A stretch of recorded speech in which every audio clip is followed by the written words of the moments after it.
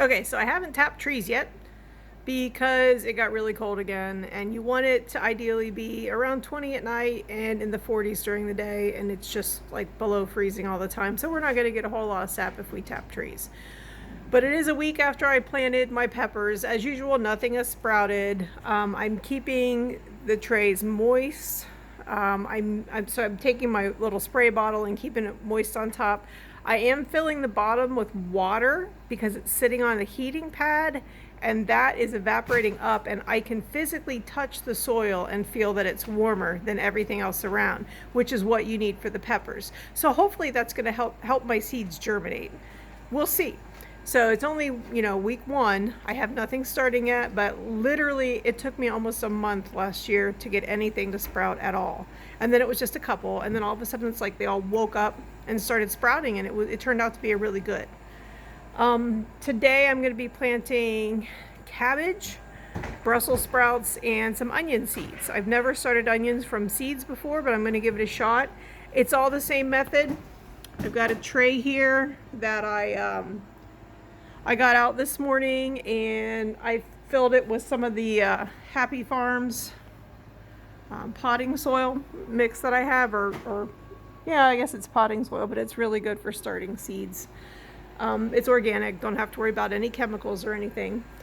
But I went ahead, I filled that back up. About an hour ago, I added water to the bottom of the tray so it could start like osmosis or soaking up through the bottom. To keep everything nice and moist, I sprayed the top once. I came back along, sprayed it again. Everything is very nice and moist. So I'm going to do the same process I did last week. I'll put a couple seeds in every square because these cells, these are a lot bigger than in my other trays. These are a lot bigger. So I'm going to do 2 in each. And I can thin them out later as necessary. Or if I get to them early enough, I may be able to split it in half. Some of those I did successfully last year, others not so much. And sometimes it's very obvious that one is weak and one is strong. Go with the strong one every time. So I'm going to get those done. And I wanted to show you now what I normally do, because like one of the big problems you have when you start your seeds is them becoming leggy if they're not close enough to the light. So I told you that like with my peppers, that light, it's right on top. So when they start to sprout, they're not going to be growing really leggy trying to reach for the light. So what I've done, and this is just temporary, normally what I do is I've saved boxes.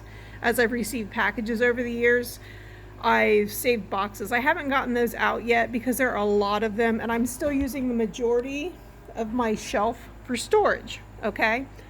So rather than get all those boxes out, I keep them stored in a garbage bag out in the garage. Rather than get those out right now, I'm just going to use some of my trays, my seedling trays that are not being used right now. So that way when I put my newly planted items up on the shelf, they're going to be up here, like it'll be sitting here. So they're going to be like an inch or two from the light, which is where you want them to be. You want that light to be right on top of them, okay? That'll make them grow very thick rather than tall and leggy, and you need that strength in the plant for it to be hardy and be able to stand up when you put it outside, especially Brussels sprouts. So I've never done the onions before from seed, so we're gonna give it a shot, see what happens. If you see something I'm doing wrong, let me know, because I'm looking to improve. I figure by sharing my experiences with you, maybe I can teach you something, and if you have something you can tell me, I love the information. So anyway, that's going to be the activity for today. And I'm going to get those started. And like I said, probably when I need to start getting some other stuff started in about a month or so, I'll get those other boxes out of the garage and bring them in. And then you'll see the full setup, how I use the boxes. And as the plants grow, I remove a set of boxes.